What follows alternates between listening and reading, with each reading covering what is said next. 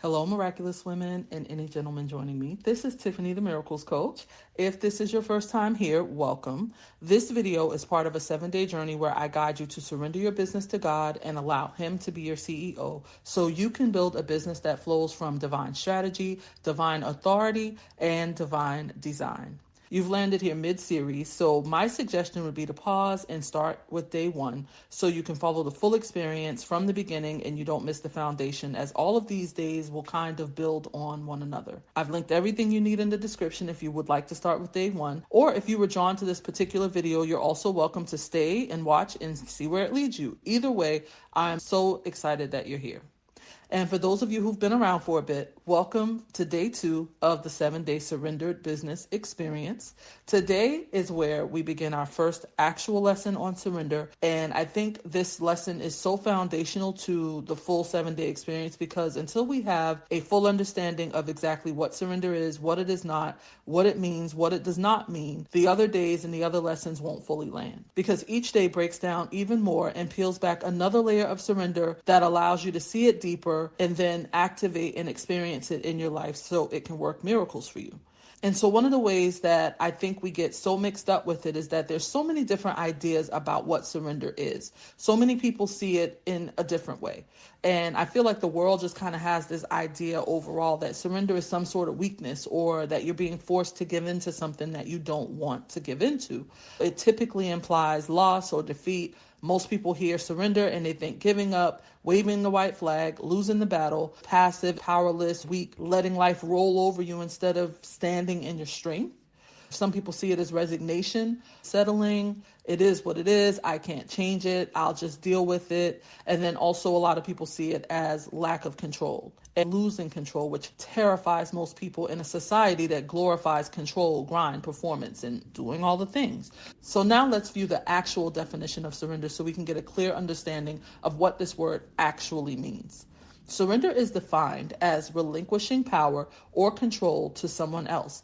Now, Webster's definition, when I first started the journey back in 2018, was to agree to stop fighting, hiding, resisting, etc., because you know that you will not win or succeed.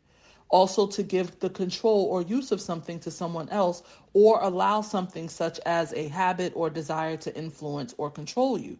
Now, interestingly, I decided to look them up again this time and they changed a bit. So I actually found that really, really surprising. And I want to share with you what I found. So first of all, Webster's definition said to yield to the power, control, or possession of another, to give up completely, or to agree to forego, especially in favor of another. To give oneself up to the power of another. To give oneself over to something such as an influence. The act of yielding one's person or giving up the possession of something, especially into the power of another. Okay. Now, the one that comes up when you Google said to cease resistance to an enemy or opponent and submit to their authority.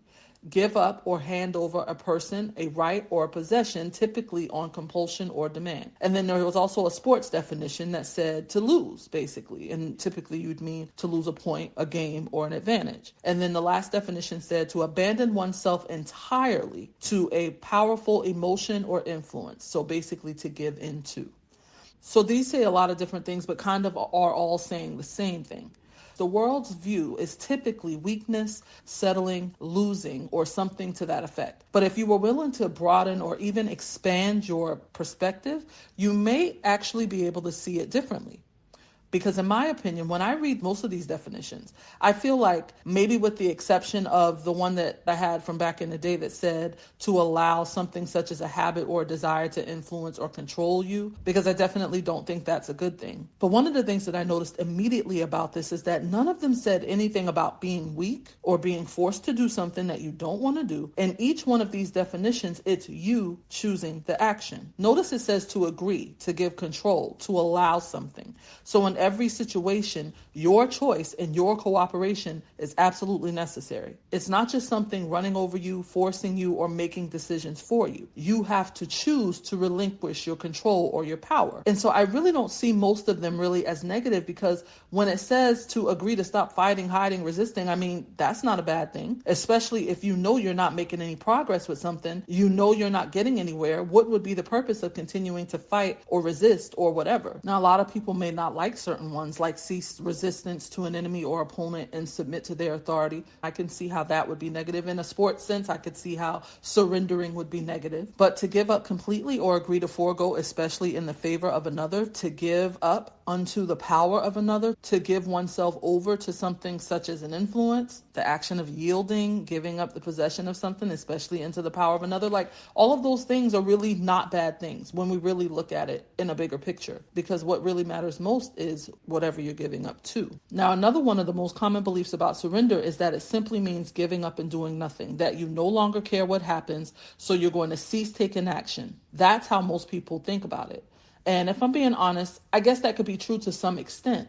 But also, in an attempt to shift the perspective, I see so many posts and quotes lately in so many different places where it's talking about surrender. And it always wants to emphasize that surrender is not giving up. But in my experience, sometimes it actually is giving up. Because sometimes we can get to the point where it's just like, forget all of this, right? In one of my previous audios, I talked about this briefly. But when you allow yourself to get to the point where you're just like, I give up, I don't want to do this anymore, I'm tired of fighting, I'm tired of losing, I'm tired of failing, all of those things that we talked about in those definitions, it's more resistance than surrender. But it can be a starting point at least. So it's kind of doing it backwards. It's kind of doing it the hard way, because when you've gotten to that point where you feel like that, it typically means that you've allowed yourself to get so close to the edge or so deep into a problem or situation that you can't even see your way out of it. And that is when most people finally surrender. And usually they do it unwillingly. So it's like you kind of get forced and wrestled into surrender because you don't have any other choice. Like you can't figure it out yourself. And you realize that I've done everything I can do. I've exhausted every avenue. I'm just done. I can't do it anymore. And that's why it ends up feeling like a defeat or a negative thing. But before the end of our time together, I really want to show you that you can do this whole surrender thing far more effortlessly. It doesn't have to feel like defeat. It doesn't have to feel like, oh, well, I just have to give up now because I don't have any other options. It shouldn't be like that. It's not about waiting until there's nothing else that you can do. In this process, I'm going to teach you how to use surrender proactively and how to make it your first or top priority rather than using it as like a last resort, because it really is something that you can do every day, and that will change everything for you. Now, with all of that said, let me make something very clear also. True surrender, like God-centered surrender, is actually the opposite of the world's view. It's not losing or weakness or settling. It's actually gaining. It's power. It's positioning yourself for miracles. When it says to give control or use of something to someone else, and in this case, I feel like this is the most accurate definition that fits what we're talking about when we talk about surrender here, but you would be giving the control or use of something to someone else, that someone else obviously being God. You're giving your control to him. So then it becomes less about actually giving up and doing nothing and more about what or who you're choosing to surrender to. The who or the what makes such a huge difference, right? Because like I said, you're giving it to God, which is a magnificent thing, okay? And this is actually something I do every day. I literally give God the day, my life, my thoughts, emotions, family, money, relationships, my business, my goals, everything. I have to relinquish that control to him. I need him to know that even if I go out here today and I'm doing things because I believe I'm doing what you're calling me to do, God, as long as I'm surrendering it all to him, I will continue to believe that he is guiding me. Even if I don't remember to pray in every moment, I believe that when we've surrendered and God understands that it's our purest intention to give him everything, he'll nudge us right back on the right path when we get off track. And so while we're on the subject, I also want to say that you can't pick and choose what you want to give God either. You can't pick and choose what you want to surrender and what you don't want to surrender. You have to surrender everything. It doesn't matter how big or small it is. If it matters to you, it matters to God. Because a lot of us go around trying to do everything on our own, calling it independence, calling it strength. But that overfunctioning is often just a trauma response and a survival pattern our nervous system created to keep us safe. True power comes when we surrender that pattern back to God and let him be the source instead of our own striving.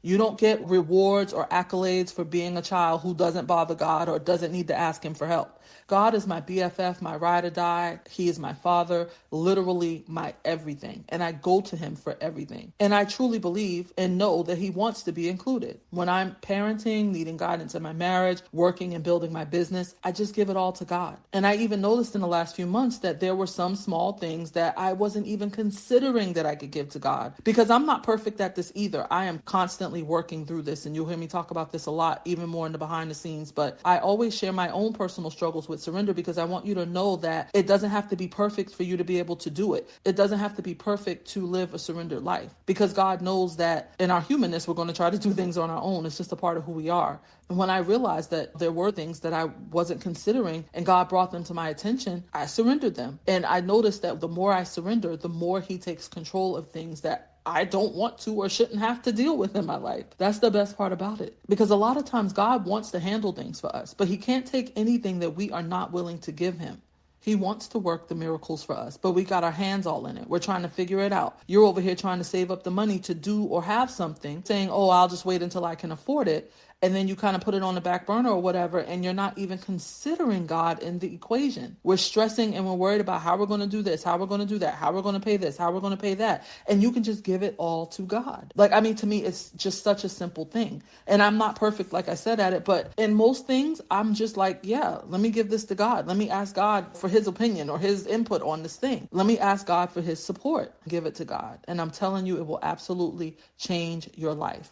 And that doesn't mean that God is some sort of magic wand and we can get any and everything we want. And it also doesn't mean that when you need to desire something, and if it takes longer than a day or a week or a month or a year or however long it's been that you've been waiting for whatever the thing is that you're desiring or that you need or whatever, it doesn't mean that you should just be like, well, I guess that thing wasn't meant for me. I guess God just doesn't want me to have it because I've been praying for 3 days or 3 months or 3 years and I still don't have it yet. No.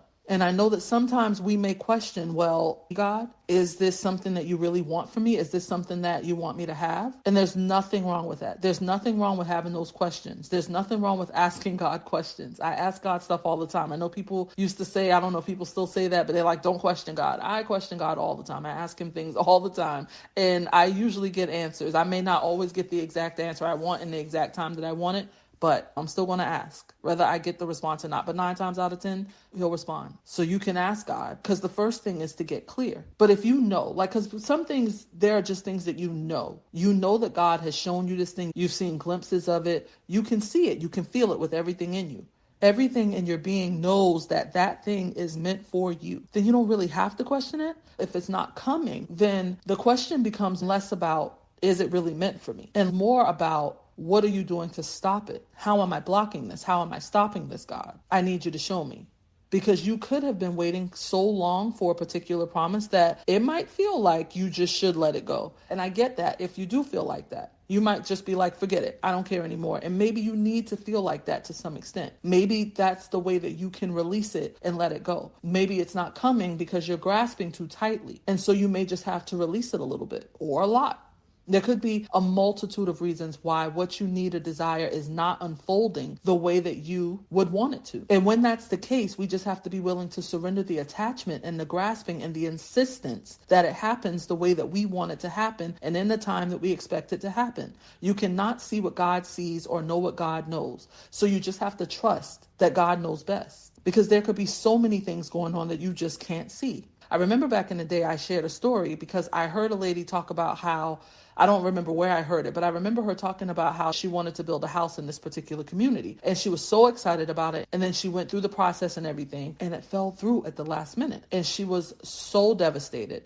And 6 months later, she found out that the whole neighborhood was severely flooded in a storm. And I mean, that's not a huge thing. It's not the end of the world. I'm sure the people who lived in the neighborhood got through it. But I mean, she ended up getting a house in a different neighborhood that didn't flood. You get what I'm saying? Because sometimes God is protecting us from things that we don't even know. So we just have to trust. We have to trust. There could be things going on behind the scenes that we have no idea are going on. There could be things that we're doing to block things too, though. But the more you surrender, the more the walls and the barriers come down. The more you seek God and the deeper your relationship gets with him, the more you'll start to realize that it's not that I want to forget it or I don't want it. It's not like that. It's more like all the other stuff doesn't even matter anymore. I don't really care about that anymore, God. I just want more of you. I just want whatever it is that you want. Just show me what you want and I'll do that. That becomes your prayer. That is your prayer every day, all the time. It's like you stop trying to use God to get the things and you allow God to use you. You let God do whatever it is that he wants to do in you, because surrender changes you. And that's the biggest part. When you really build and cultivate a deep connection with God, when you really allow God to have control over your life and you start to seek Him first over everything else, delight yourself in Him, He'll give you everything that you've ever needed and wanted. He'll give you His absolute best, and you won't even have to ask for it. You won't ever have to wonder. You won't have to question. It'll just start to come out of nowhere, and you're just like, wait a minute, how did this thing happen? Y'all heard me briefly mention in the last video my first intentional experience with surrender. God gave me a whole baby, y'all, among many other miracles. And a baby wasn't what I thought I needed or wanted at that point in my life, but it was exactly what God had designed for me. When I chose to let go of my plans and I surrendered to His, He gave me something better than I could have ever imagined. She's one of the best things that has ever happened to my life, just like all of my daughters. And I talk about her a lot, especially when I'm teaching about surrender, because I feel like even though she was a beautiful gift that I received from my very first surrender experience, she also became the reason I could never return back to life outside of surrender. Her presence has been the ongoing catalyst to me choosing to live a surrendered life. And even though I feel like all of my daughters have been some of my greatest teachers, I just feel like she came to my life specifically for me to learn certain things. And I think surrender was one of the biggest things I needed to learn. Even though it started before her and she was a gift from it, she was the catalyst to me continuing and wanting to go deeper and learn more and get better at it. She alone made all the frustration of the year before, the uncertainty I wrestled with, and the trust I had to lean on when I couldn't see any of the outcomes. She made all of that worth it. She is the living embodiment of what surrender can birth. And she, in that entire season, was proof of what is possible when you let go and let God give you His absolute best. It really taught me that the more you seek God, the more you open space for Him to give you what is truly meant for you. So surrender isn't about pretending that what you want isn't important anymore, or that you don't care if it comes or not, or doing nothing and not really caring about the dream or not focusing on it anymore. But it's releasing the idea that you know how to get it. It's releasing the idea that you know more than God, that you know what's best for you more than God does. It's not giving up your vision. You still can stay connected to your need or to your desire. Like I said, you don't have to just be like, I don't care, I don't want it anymore. But you do have to release the attachment to the how and the outcome of it all, because you can't see what God sees down the road. You don't know what God knows. But as humans, we have this incessant need to know how and when everything is going to unfold. It's how we think we maintain control.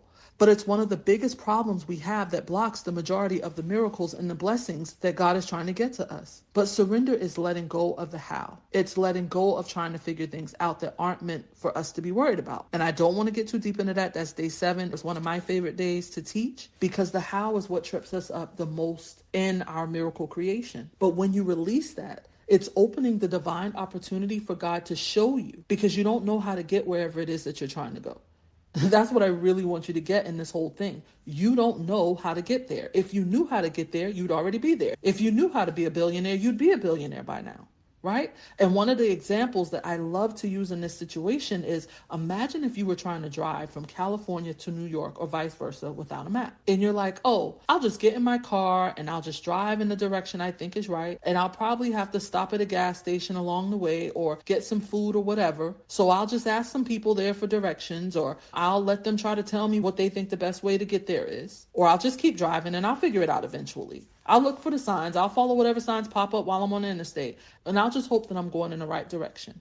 Like, do you hear how ridiculous that sounds? But this is literally what most of us do in life. We're just gallivanting through life, winging it, following random signs, pulling over to ask strangers, taking detours we don't need to take. And then we wonder why we end up feeling exhausted, scattered, and frustrated. Because we're spending years on things that should only take months at most. We're circling the same routes again and again instead of moving forward. We're being robbed of our joy and peace because of the mental load of trying to figure everything out and piecing everything together, and the advice from strangers and all of those things, instead of trusting the one who already designed our path. We even often achieve the goals and hit the milestones, but with more wear and tear on our nervous systems than necessary. And deep down, we know we could be further along if we had just given it to God sooner. Because wouldn't it make sense that if you wanted to get somewhere, wherever it is, that you just type the freaking destination into your GPS?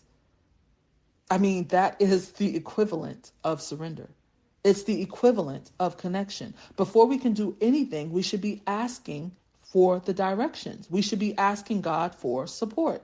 We need the guidance. We need the directions. And if God is the one who put you on the path in the first place, then why would it make sense to trust anyone or anything else besides him with how to get there? God is the literal, the ultimate GPS. He knows the exact destination and the fastest and safest way to get you there. He's already mapped out the entire route, so he knows every turn, every possible detour or delay. He knows the best timing. He knows where you may need to stop to rest or stop to get fuel or food or whatever. He knows it all. The problem is that we don't always trust it. And the sad part about that is that most of us don't even know how to trust it. And if that's you, that's okay. There's no judgment here. I've been there, but on day 3, we're going to talk about this because I told you in this process, I got you. All right. I will not leave you hanging. Before this experience is over, you'll have all the basic information you need to live this out and the options to go even deeper if you so choose. Surrender is simply choosing to even type your destination into the GPS.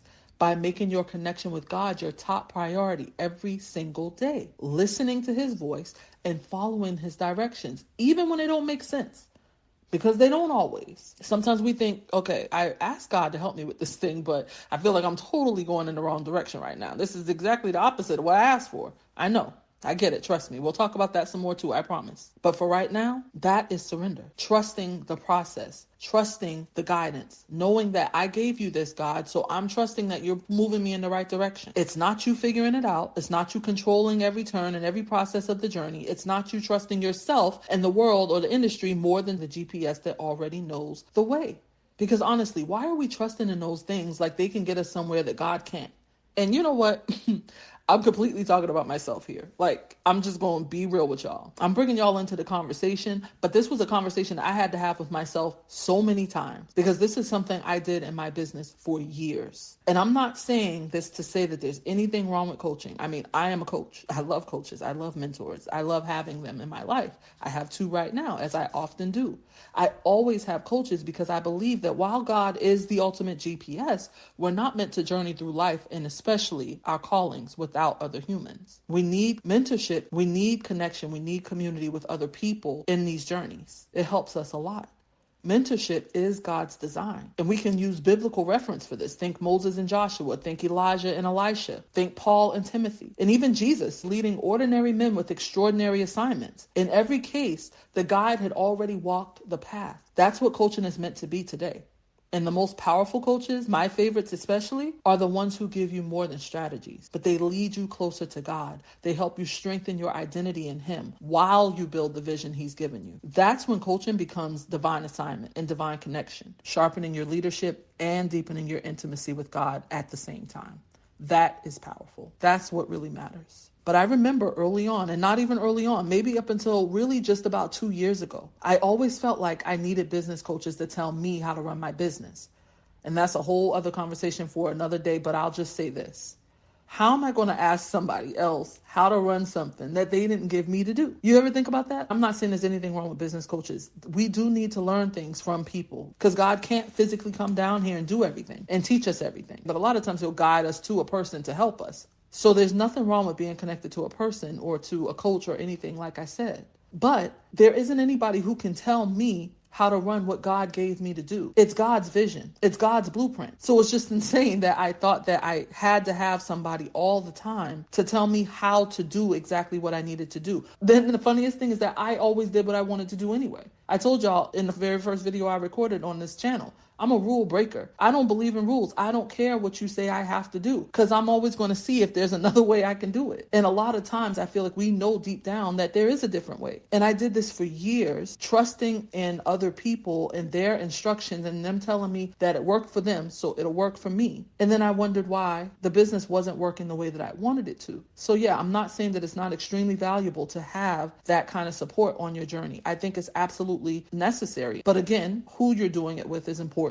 And either way, it's never bigger or more important than God and what God is showing you and telling you to do. Because I've even heard coaches tell me that their coach said, they would fail if they did this particular thing. But they knew deep in their hearts that it was what they were meant to do, and they did it anyway, and it succeeded. You know why? Because it was from their own blueprint. It was what God told them to do. It was that feeling that you get within that you just know, this is the path that I'm meant to walk. I even considered doing away with the surrender experience or not keeping it so central in my business, because I just felt like, I don't think people really get this. Like, surrender is such a strange word. I don't know if people really get it. But when I felt the nudge to do this again, I was like, yeah, that's what I figured. I wasn't surprised at all, because I know that this is one of the things I love doing the most. And maybe it hasn't caught on completely yet. I think it's before its time. It was before its time in 2018. And then all of a sudden, when COVID happened in 2020, everybody started talking about it, and everybody started chilling out more, and everybody started to realize that this go, and all this other hustling and grinding crap is not working. Or there are some extreme consequences that come with it. And so everybody kind of got on the whole like surrender kick.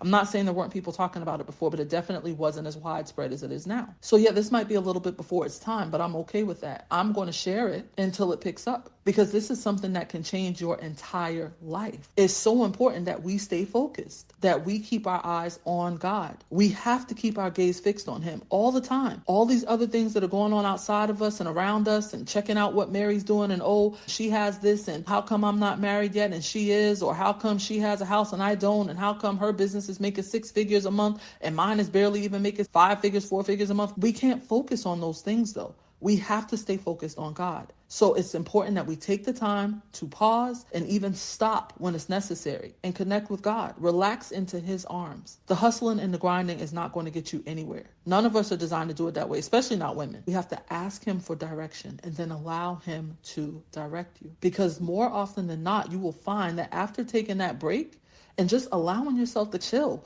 and ask God for directions, you'll know exactly what you need to do. It'll come so easily to you. So surrender everything to God. And that especially includes any fears or worries or doubts or circumstances or expectations, attachments to the outcomes, like all of these things that you expect that just need to happen because that's what everybody else says that's happening for them. Let all of that stuff go. Let go of the limiting beliefs, the negative thought patterns, the conditioning. Most people don't even realize that these things are there sabotaging you. So sometimes that's why you don't have what Mary has, because you got all this other crap going on underneath the surface that you have to deal with. And one of the best ways to do it is through surrender. So like I said, most of the time, a lot of people don't even know these things are there, but they often manifest as the anxiety you feel before you post online, that tightness in your chest you get when a client ghosts you, the spiral of overthinking every time you launch, wondering if somebody's going to sign up or if nobody's going to sign up or if it's just going to be crickets this time too. Trust me, we've all been there. And let's not even talk about believing you have to work harder than everybody else just to deserve what God already promised you. All of that pressure to perform, to prove yourself, undercharging and undervaluing your work so you can be affordable, quote unquote, even when you know the depth of the transformation that you hold.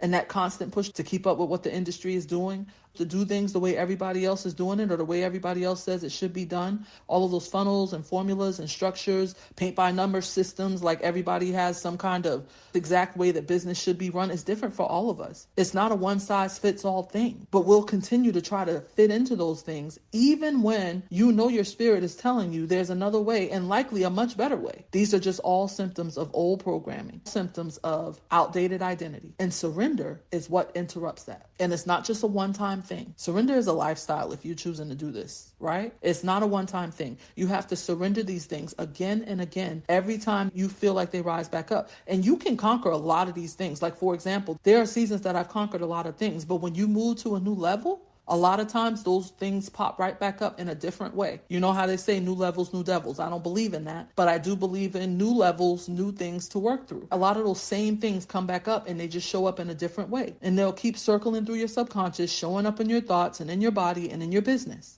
This is why surrender can play such a vital role in reprogramming your subconscious and rewiring your brain. It's more than just a spiritual practice. Not that that isn't important, because it is. But surrender is also a physiological reset. Every time you surrender, you begin to regulate your nervous system in a way that teaches your body that it's safe to rest in the arms of God, that it's okay for you to rest in the safety of God's plan. You form new neural pathways that now match and reflect the miraculous identity that God gave you before you even came into this world. And you reprogram your subconscious to remember that miracles move when you do less instead of more. You don't have to perform for them. You don't have to work hard for them. You don't have to grind and hustle for them. They are your birthright. Surrender is the pause that rewires the story that your body and brain are constantly telling, so you can move from contraction to expansion. And check this out, because this is the best part. Even if you've gotten yourself to that point of no return that I talked about earlier and you don't have any other choices, when you surrender to God, it changes the entire game. Because when you're surrendering to God or your higher power or whatever it is that you identify it as, you are giving up in a sense. But it's so much more than that, because it's not like you give God your problem or circumstance and you get nothing in return. Surrender to God is more of an exchange. It's where God says, I'll trade you. You give me your limited power and I'll give you my limitless power. Cast your cares on me. Come to me, all who labor and are heavy laden, and I will give you rest.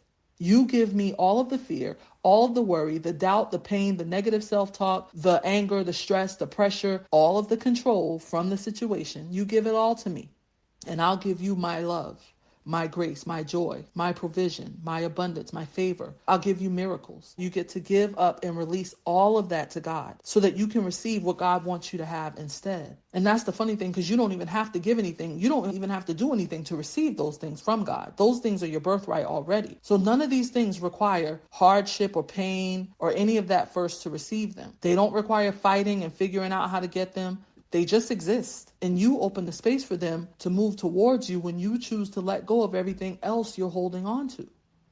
So it's basically saying, I want your absolute best, God. I want everything you promised me. I want you to do exceedingly and abundantly above all I could ever ask, think, or imagine. And what we don't realize, too, is that we have direct access to God's power. It's available to us at all times. We get so wrapped up into the day-to-day problems and the 3D, and we get so accustomed to doing things on our own and making things happen and all of those things, because that's basically how life and society has conditioned us. If we want something, we got to go after it. We got to fight for it. We got to work hard for it, because, of course, nothing worth having comes easy, right? That's the kind of garbage that creates the limiting beliefs that we often have under the surface, sabotaging our success. And we forget that we literally have the power of the Most High living on the inside of us. We forget that the same power that created the heavens and the earth lives in us.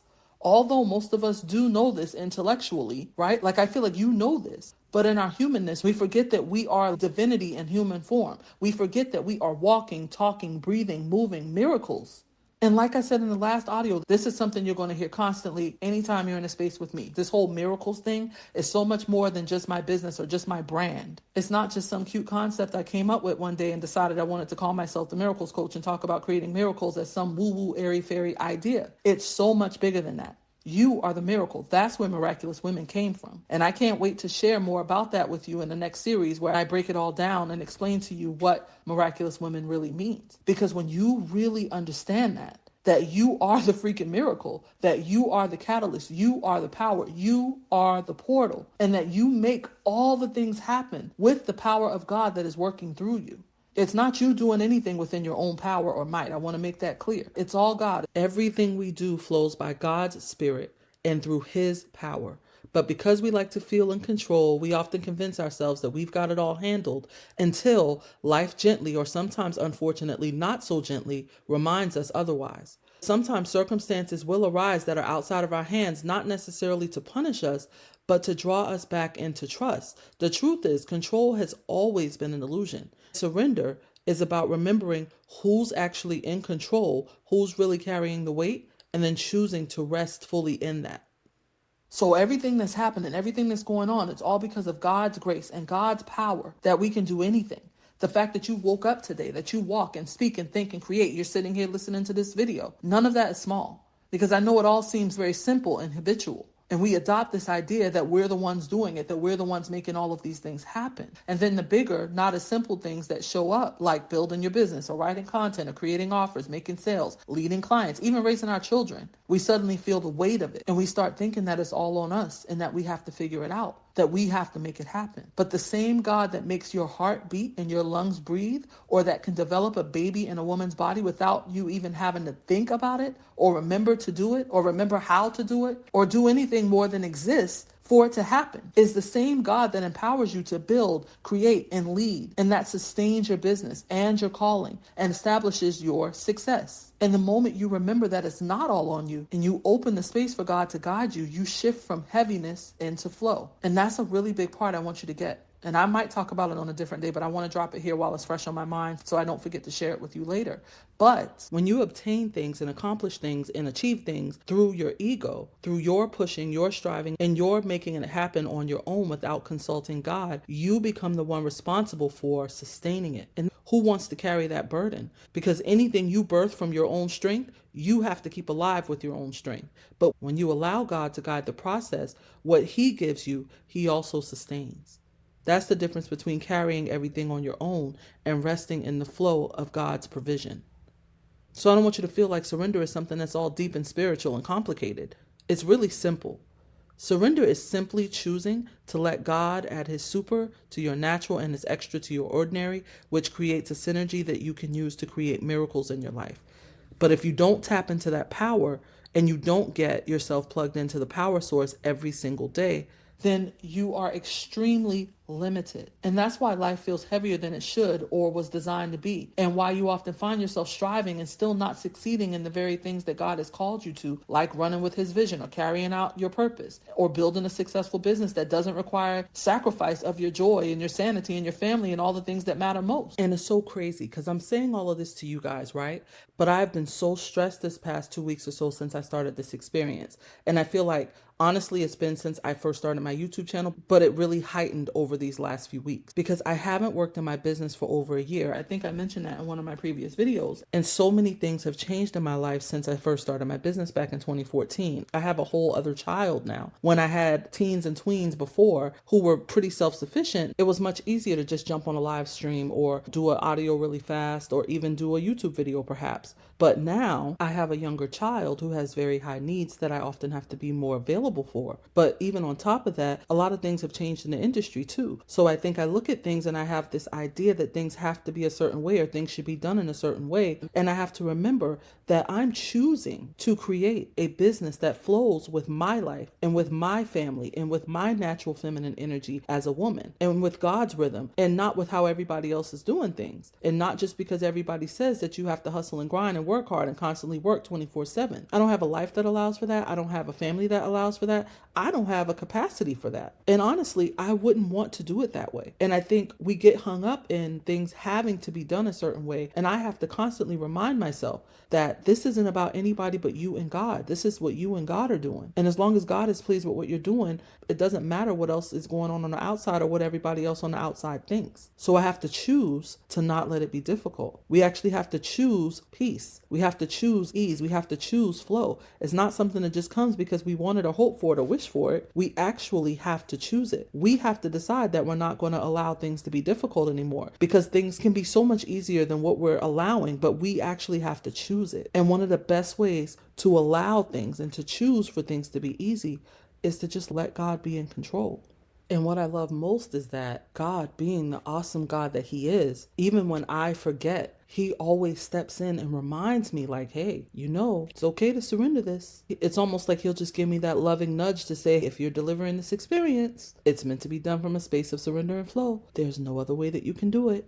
And then that's when I remember, because I can't teach you about surrender when I'm not surrendering. I can't teach you about surrender when I'm not embodying it. And that's why I feel like God deals with me so much in every one of these experiences. Every time I run this experience, it's almost like I feel like it's for me because I get so caught up in all the stuff that I have to do in my business and I would lose sight of surrender. I'll be saying I surrender, but I won't actually be doing it because it's like there's still other things that I have to focus on. And I'm like, I can't just stop and do nothing, God. Even I have that mindset sometimes that it's just doing nothing, even though I know better than that. But sometimes when you actually have to stop all the things that you're doing, it does sometimes feel like you're doing nothing, right? And it's like, I don't even have time to pause because I have these things that I have to do. I have to build this page on my website. I have to post on social media. And now I have an entirely new, even more complicated process with YouTube because I have to plan out content and then record it, edit it, upload it. Like, it can feel like a whole other job. Back in the day, I would just straight record off the cuff. I did live streams all the time. I did audios where I just pop into Telegram or on SoundCloud and I just go. This is a new thing for me, right? And it's okay. I'm cool with it. It's just a learning process. But I had to start allowing it to be less stressful. I had to choose to slow down and surrender it and ask God to show me a better way. And he always comes through.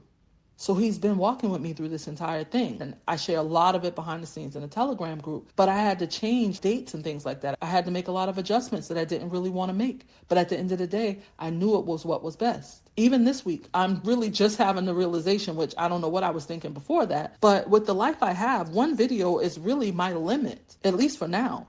And I really fought that at first because I felt like I should have been doing more because I didn't want to drag this 7-day experience out and make it like a 7-week experience. It wasn't my initial plan, but it makes sense now that I look at it in hindsight because God actually told me when he asked me to do this experience again that it would be living on the YouTube channel. I don't think it was necessarily meant for me to be doing it every day like I used to do it. I didn't even plan on doing it every day. It was like, I don't mind the pauses and having the time in between. Like, I knew that that was something that we were going to do, but I didn't realize that it was going to slow down so much. And honestly, it may be an even longer process because my family is going on vacation in a week and a half. I probably will only be able to get one more video out after this one before I go on vacation, and working on vacation is not an option. So there could definitely be a small lapse in time that I'm not posting videos at all and I have to come back to it, which really frustrates me. And I really don't want to do it that way. And it makes me feel like I'm not doing it right. But it's just my own conditioning because it's how I've always done it. And I feel like it has to be done that way every single time, and it doesn't. Again, God had to gently remind me, we're not doing this the way that you think it's supposed to be done. We're not doing this the way that you've always done it. We're not following the industry standards or trying to keep up with what everybody else is doing. I called you to model a new way. I called you to show women what true surrender in their business looks like. I called you to show them how to flow in rhythm with me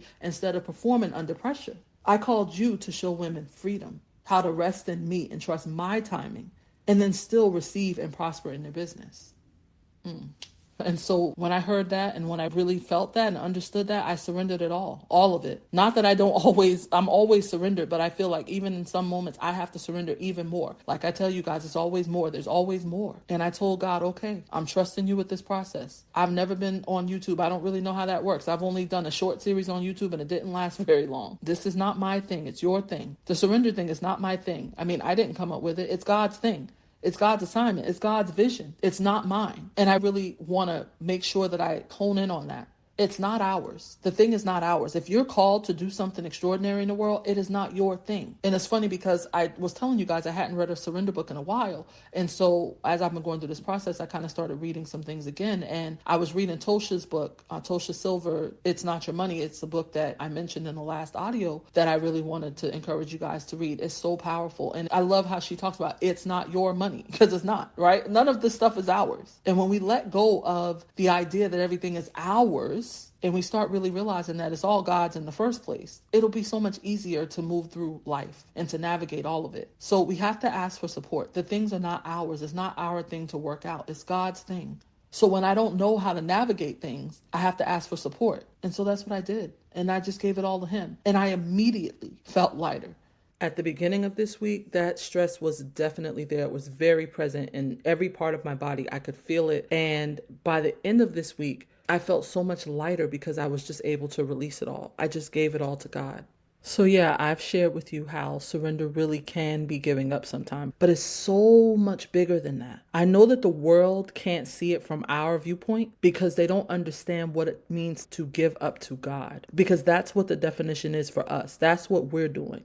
We're simply choosing to give up the things we don't want to receive what we do want. And in most cases, we didn't even know we wanted or needed. It's giving up fear for love. It's giving up worry for peace. It's giving up being lost and confused for God's guidance. It's giving up figuring it out on my own and letting God support me and take the lead. It's giving up all the things, the problems, whatever issues you're having, to receive miracles for infinite possibilities. So yeah, to me, it is giving up in some aspects and in some ways. And I'm okay with that because when you're giving up to God, it's completely different.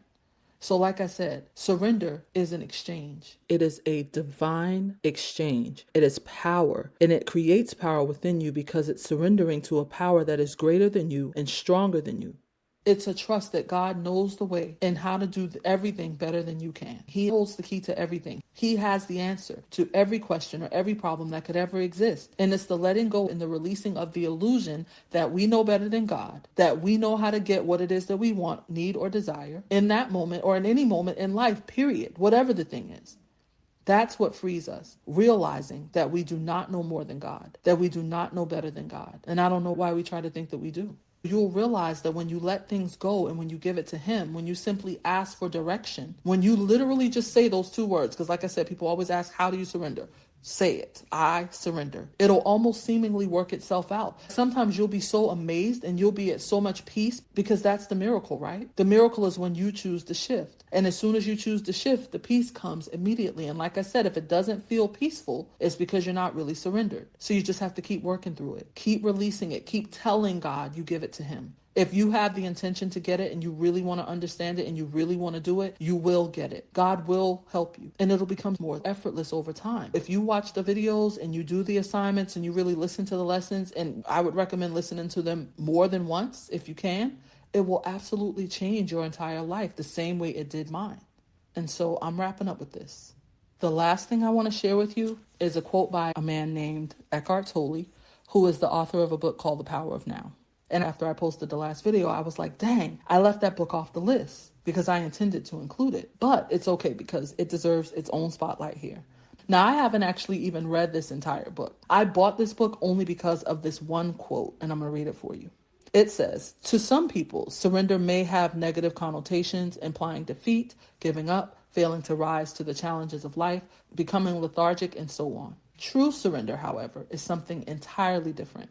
It does not mean to passively put up with whatever situation you find yourself in and to do nothing about it. Nor does it mean to cease making plans or initiating positive action. Surrender is the simple but profound wisdom of yielding to, rather than opposing, the flow of life.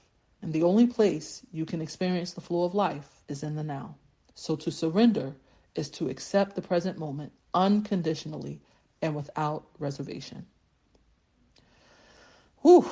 I think that is such a perfect quote and that it really sums up the lesson on surrender in such a beautiful, profound way.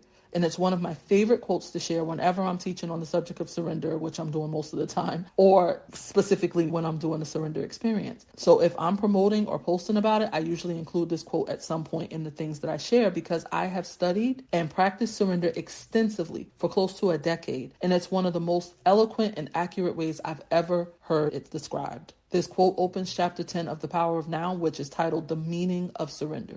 I've only read that chapter because it was what I needed most at the time that I got the book. But I do plan to read the full book eventually because I know it's a great book. I've heard great things about it. So I highly recommend it, if for no other reason than to immerse yourself in chapter 10, especially if you're deciding to go all in on this whole surrender thing, because what he has to say about surrender is truly that powerful.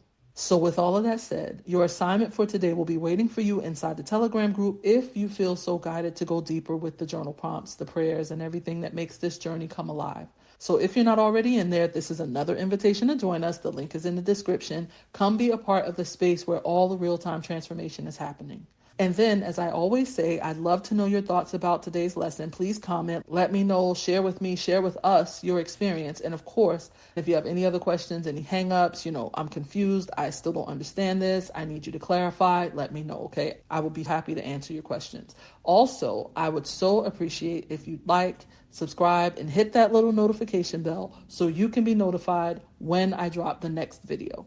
Thank you so much for watching. Have an extraordinary, beautiful, miraculous day, and I will talk to you very soon. Mwah. Lots of love and miracles.